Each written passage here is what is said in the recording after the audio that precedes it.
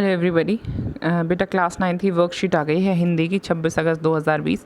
रस खान की सेवैयाँ हम लोग लास्ट वर्कशीट में पढ़ रहे थे, उसी सेवैया में एक सवैया है।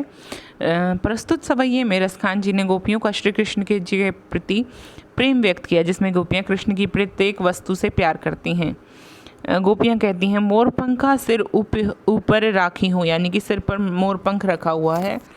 गुंज की माल गरे पहरूंगी, मतलब मैं भी सिर पर मोर पंख लगाऊंगी और गले में माला पहनूंगी। ओढ़े पितंबर लय लकुटी बन गोधन ग्वारनी संग फिरूंगी, और मैं भी पीले वस्त्र पहनकर हाथ में लठ लेकर गोवर्धन मतलब गोधन यानी कि गवालों की तरह गैयाँ चराते हुए गायें चराते हुए उनके गैया के साथ साथ फिरूंगी। भाव तो वो ही मेरो मुझे वही भाता है, रसखान सो तेरे कहे सब स्वांग करूँगी, यानी कि रसखान कहते हैं कि मुझे तेरा सब कुछ भाता है और जो तुम्हारे हैं, जो तुम्हारे तरीका है रहने सहने का या पहनने ओढ़ने का, वही सारे स्वांग यानी वही सारे तरीके मैं भी करूँगी। या मुरली मुरलीधर की अधरान धरी अधरान धरूंगी, यानी कि मैं मुरलीधर को, जो कि हमारे कृष्ण हैं, उनकी एक भी बात को, उनकी जैसी बिल्कुल परछाई, उनके जैसी परछाई बनकर रहूंगी। चलिए पढ़ते हैं।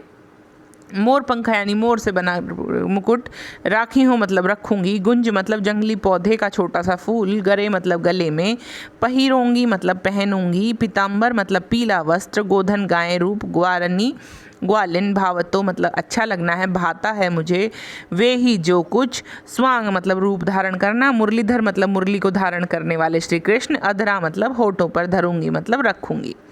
श्री कृष्ण जी के प्रेम भक्ति रखने वाली कोई गोपी सखी अपनी सखी से कहती है, मैं प्रियतम कृष्ण की रूप छवि को अपने शरीर में धारण करना चाहती हूँ।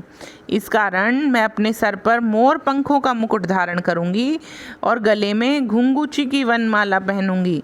मैं शरीर पर पीला वस्त्र पहनकर कृष्ण के समान ही हाथ में लाठी लेकर, अर्थात उन्हीं के वेश में गायों और ग्वालिनों के साथ घूमती रहूंगी और गायें चराऊंगी।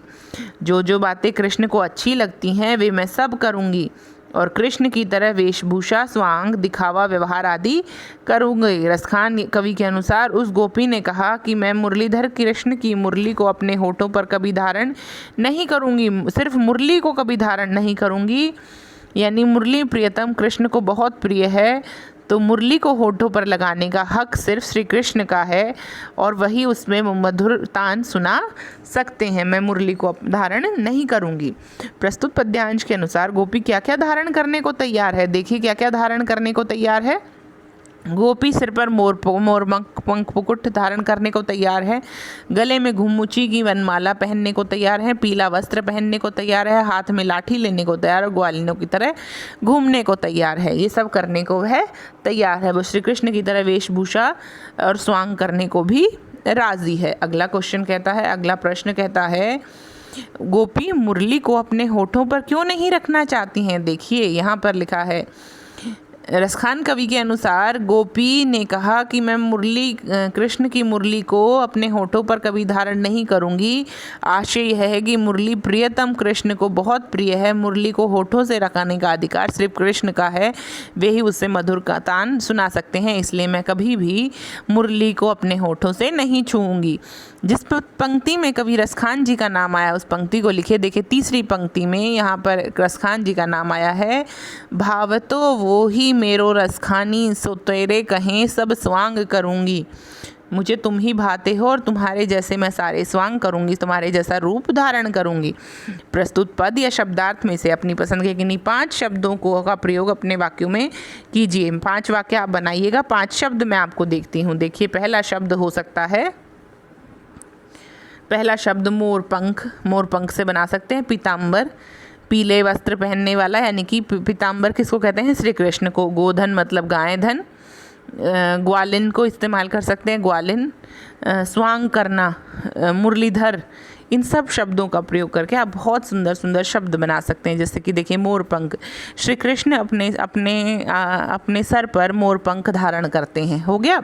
उसके बाद पीताम्बर श्री कृष्ण हमेशा ही सत्य के साथ सत्य की विजय के लिए लड़ते रहे। उसके बाद ग्वालिन जब मक्खन के मटके लेकर जाती थी तो श्री कृष्ण उनसे मक्खन चुरा लेते थे। उसके बाद स्वांग, जो स्वांग में आप ऐसे लिख सकते हैं कि कुछ लोग हनुमान जयंती पर हनुमान जी का स्वांग रचकर इधर उधर बनकर हनुमान जी का रूप धारण करके स्वांग रचकर इधर उधर घूमते हैं। उसके बाद मुरलीधर, मुरलीधर श्री कृष्ण की मुरली में जादू है। ठीक है बच्चे, ऐसे ही आप शब्दों के बहुत सारे शब्द लिख सकते हैं। बहुत सुंदर पोयम है, बहुत सुंदर सवैया है। आपसे पूछा जाता है भावार्थ, भावार्थ आपको पता होना चाहिए। बाकी सब चीज़ें यहाँ पर क्लियर हैं और यहाँ पर इस बार आपको शब्दार्थ भी दिए गए हैं कि मुश्किल शब्दों में आपको परेशानी ना आए। ये सारे शब्दार्थ भी आप लिखिएगा और याद करिएगा ताकि आपको कोई दिक्कत ना रहे। मिलते हैं अगली वर्कशीट में। बाय बच्चों।